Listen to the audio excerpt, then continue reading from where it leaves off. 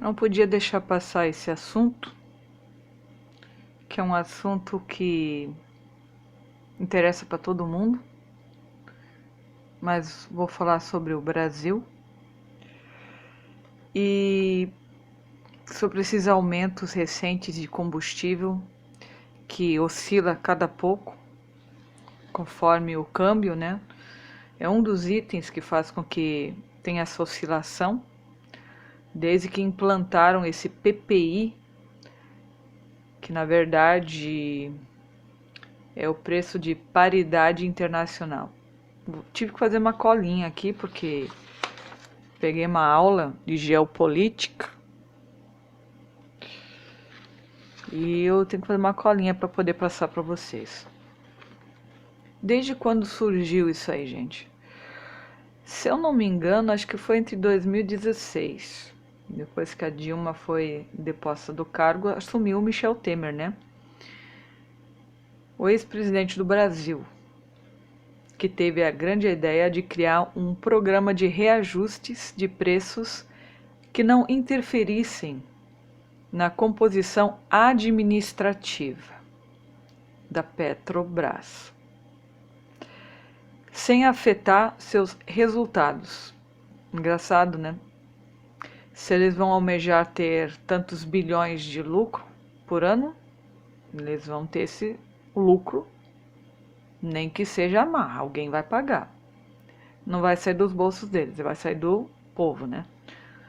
E foi aí que o Temer criou o PPI, que é o preço de paridade internacional. Eu só não entendo uma coisa: como é que você vai fazer uma coisa desse tipo, sabendo que o salário aqui a gente recebe em real e que na verdade o nosso salário é uma coisa, o salário do americano é outra. Enquanto o brasileiro gasta mais de uns 25% do seu salário para encher um tanque de gasolina, estou falando dos que ganham salário, tá? Para encher um tanque. E o americano gasta apenas 4%. Isso é uma diferença grotesca. Esse PPI leva em consideração 3 itens: o preço do baril internacional, a questão da variação cambial, que é o dólar, e a parte da logística e de distribuição do combustível. Isso acaba influenciando no preço do combustível no Brasil. Apesar da gente ser o 9º país em produção de combustível no mundo, de petróleo, próximos ao que produz, muito próximo ao que produz o Irã, que é o 8º, se não me engano, né? E a gente tem tudo para subir de ranking por causa do pré-sal. A Petrobras é uma empresa de economia mista, tem um valor agregado muito alto e suas necessidades de manter esses custos de produção sem gerar prejuízos, ela requer que seus valores sejam atualizados ao mercado. Agora, para a gente fazer um comparativo, na pandemia, um barril de petróleo custava $38. Agora, por causa também da guerra entre Rússia e Ucrânia, que a Rússia está fazendo contra a Ucrânia, para falar melhor, se expressando, que estava entre $117, já chegou a $130 o barril. Mas a pergunta é: o Brasil é autossuficiente para manter a produção de petróleo, para manter o Brasil? O Brasil é autossuficiente, sim, gente. O Brasil tem a capacidade de manter o país. Não há necessidade de importar petróleo. Não há necessidade disso. Existem alguns insumos que o Brasil ainda não está produzindo, mas estava produzindo, e que não está mais. Tem as empresas paradas com maquinário e só falta botar a mão na massa. E tem local para pegar essa matéria-prima no Brasil? Tem. Outra questão desse pré-sal que foi descoberto em 2006, que abrange a parte litorânea entre Santa Catarina e Espírito Santo. Diz que tem muito petróleo lá.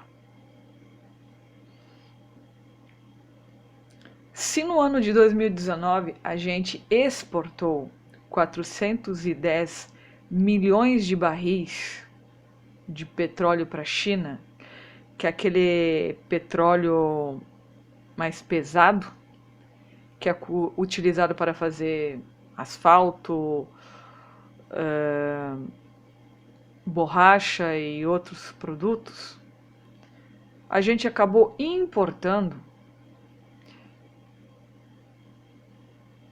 68 milhões de barris de petróleo que vieram do Oriente Médio e África, que pertence à OPEP, que são países de exportação.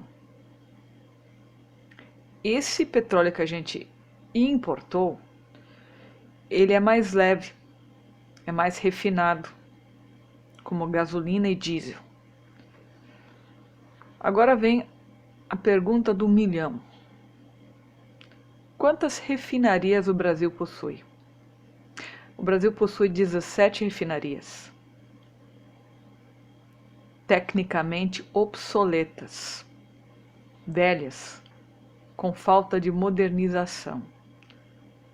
Mas o que acontece com todo esse dinheiro que a Petrobras lucra e, enfim, não está aplicando para modernizar? Não, gente, eu acho que não, né? Porque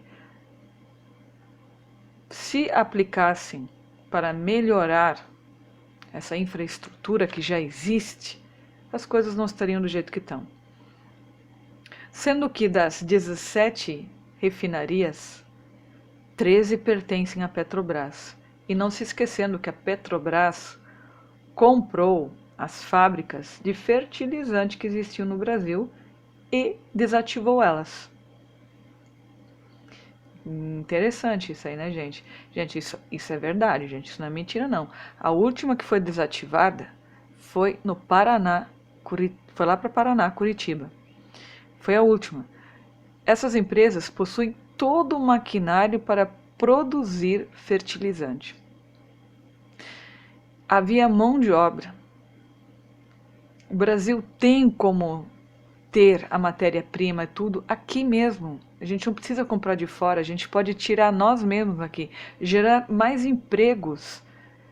Isso geraria mais empregos ainda. Se o Brasil reabrisse essas fábricas de fertilizantes, extraíssem esse material que é necessário aqui do Brasil mesmo, fizesse essa mineração nos locais adequados, dentro daquilo que realmente pode ser feito, e não haveria necessidade de desembolsar dinheiro para comprar e depender de outros países, porque essa guerra, na verdade, ela mostra uma realidade nua e crua. A gente não pode ser dependente de outros países. A gente tem que caminhar com as próprias pernas, porque se você for dependente de outro país, dá uma guerra aqui, dá uma discussão ali e você cai fora, você fica sem.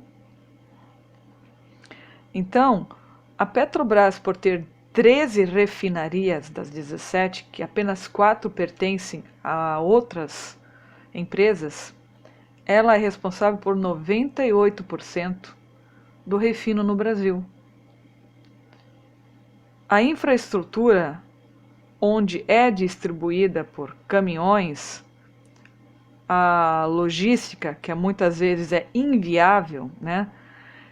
E a falta de modernização das refinarias, isso é uma coisa que faz com que o produto tenha menos qualidade.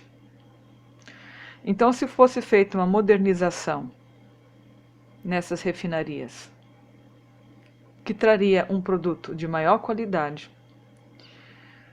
se fosse feito uma melhoria sobre a logística, que antigamente tinha muita ferrovia. Por que desativar essas ferrovias se elas poderiam transportar o combustível, que ia ser muito mais barato também? Não estou dizendo tirar os caminhões de circulação, estou dizendo que haveria meios de trazer de outros locais para que caminhões não precisassem circular tão longe, queriam baratear mais o custo final do combustível também, levando-se isso em consideração. Então o Brasil tem a capacidade de produzir combustível suficiente. O Brasil tem a capacidade de alimentar toda a população do país. O Brasil é imenso, é rico, tem muita terra, tem muita gente que planta soja, arroz, enfim, feijão, de tudo. Mas a gente exporta muita coisa para fora.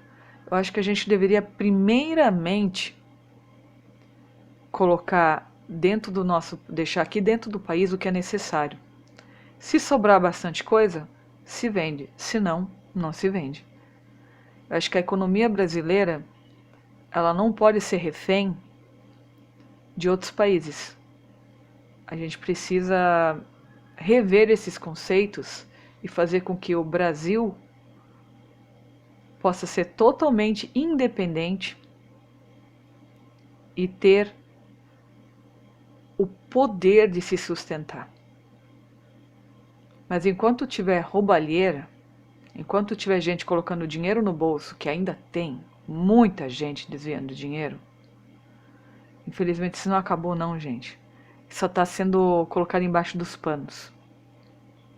Quando isso parar, uma boa parte disso parar, as coisas vão melhorar. Porque quem paga o pato, como se diz essa expressão, somos nós, os pobres, os trabalhadores que pagam o salário dos políticos. Essa é a realidade. Então, tem leis que eles criam para se beneficiar. E não se esqueçam, gente, tem um projeto que está lá numa gaveta, que vai ser colocado em prática no próximo ano, que vai tirar o resto dos direitos do trabalhador brasileiro.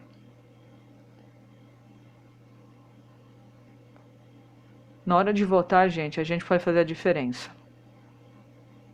Até agora eu não vi nenhum candidato à altura que realmente possa comandar o país, que possa mudar essa situação, de modificar algumas coisas que foram feitas, porque até agora quem está perdendo só é o povo brasileiro. As pessoas trabalham e hoje não conseguem mais colocar nem comida na mesa, pagar aluguel, essas coisas. A gente está sendo injustiçado de tudo que é jeito e forma. O que levou anos para a gente conquistar, os outros estão tirando. Não sou esquerdista e nem da direita. Vamos dizer assim, sou neutra. A única coisa que eu quero, o que é o certo. E não depender de mãos corruptas o tempo todo. Quando a corrupção aparece, a gente tem que tomar providências. E a providência se chama urna. É ali que a gente muda. Mas, infelizmente, os que sempre concorrem são aqueles que fazem parte do mesmo grupo. E aí fica difícil você votar em alguém que vai representar bem o nosso país. Infelizmente, essa é a dura realidade. Valeu, galera.